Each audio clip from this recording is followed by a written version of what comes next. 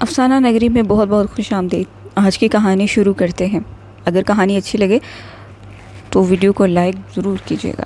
ساتھ ساتھ اپنی آگے کی تعلیم بھی میں نے جاری رکھی ہوئی تھی کہ کمرے کی کھڑکی کھلی اور میں پڑھ رہا تھا۔ اچانک ہوا سے میں نے دیکھا کہ کمرے کا دروازہ آہستہ آہستہ کھلا ہوا ہے اور وہاں سے کوئی سفید کپڑوں میں ملبوس عورت نکل رہی ہے۔ یہ دیکھ کر میں بڑا حیران ہوا اور فوراً میں اپنے کمرے سے نکلا اور اس کے پیچھے چل پڑا۔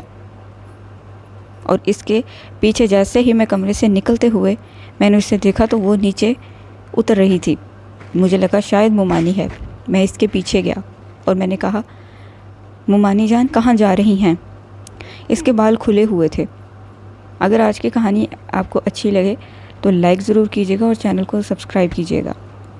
جبکہ وہاں سے اچانک نیچے اترتے ہوئے ایک دم سے اس نے میری طرف دیکھا تو میں ایک دم سے حیران ہوا۔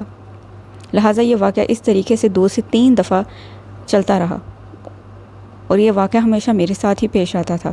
اچانک سے اس وقت جب مومانی جان نے مجھے پیچھے سے آواز دی، عارف کہاں جا رہے ہو؟ اتنی رات کو مومانی کے پیچھے سے آواز سنتے ہی میرے رونگٹے کھڑے ہو گئے۔ میں نے جیسے ہی پلٹ کے دیکھا تو وہ سفید کپڑوں میں ملبوس عورت ایک دم سے غائب ہو گئی۔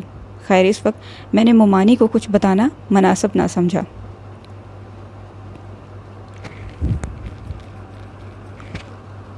اور 2-3 دن ایسے ہی گزر گئے اور میں پھر اپنے کام میں مصروف ہو گیا، کیونکہ میں ننہال میں پوسٹنگ کی وجہ سے یہاں آیا ہوا تھا۔ جب تک مجھے میری رہائش کا نیا انتظام نہیں ہو جاتا میں یہیں رہتا تھا۔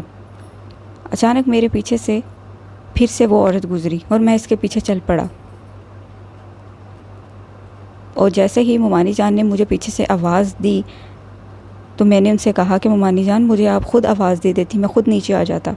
تو اس عورت نے اس کمرے کی جانب دیکھا جہاں سے مجھے ماموں اور مومانی نے روکا تھا، لیکن میں اس وقت یہ بات بھول چکا تھا۔ میں اس عورت کے پیچھے پیچھے اس کمرے میں پیچھے چلا گیا۔ اس عورت نے جب میری طرف دیکھا تو اس کے لمبے لمبے دانت تھے اور بڑی بڑی آنکھیں تھیں اور پورے چہرے پر سفید بال سفید لباس میں ملبوس عورت، بہت ہی ڈراؤنی قسم کی عورت تھی۔ جیسے میں نے اس کو دیکھا تو میری ایک زوردار چیخ نکلی اور میں دیکھتے ہی بے ہوش ہو گیا۔ مجھے کچھ بھی سمجھ نہیں آ رہا تھا اور میرے ذہن میں پرانی باتیں ساری نکل چکی تھی۔ مجھے جب ہوش آیا تو میں نے اپنے آپ کو ماموں اور مومانی کے کمرے میں پایا۔ وہ دونوں ہی میرے پاس کھڑے تھے۔ جیسے مجھے ہوش آیا تو ماموں اور مومانی میرے پاس کھڑے تھے۔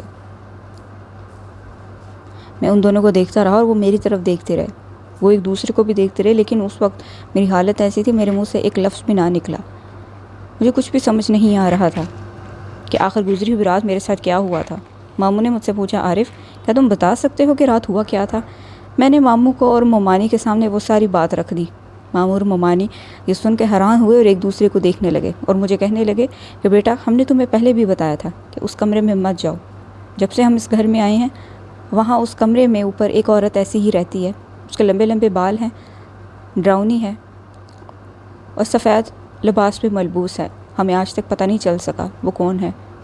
تمہیں اس لیے ہم نے آگاہ کیا تھا، ہم تمہیں ڈرانا نہیں چاہتے تھے، لیکن تم نے ہماری بات مانی نہیں اور تم نے وہاں جا کر یہ حرکت کی۔ ماموں اور مومانی کی یہ بات سن کر مجھے بہت غصہ آیا، لیکن وہ میری زندگی کا آخری دن تھا۔ میں اس وقت اپنی کوئی اور رہائش کا انتظام کرنے کے لیے سوچا کہ میں یہاں سے فوراً نکلوں اور کسی اور جگہ پر رہنا شروع کر دوں۔ لہٰذا اگلے دن ہی میں نے اپنا سارا سامان پیک کیا اور میں وہاں شفٹ ہو گیا۔ جب تک میں وہاں رہا مجھے ماموں اور مومانی کے ساتھ گزرا ہوا وقت یاد آتا رہا، جو کہ کافی اچھا بھی تھا۔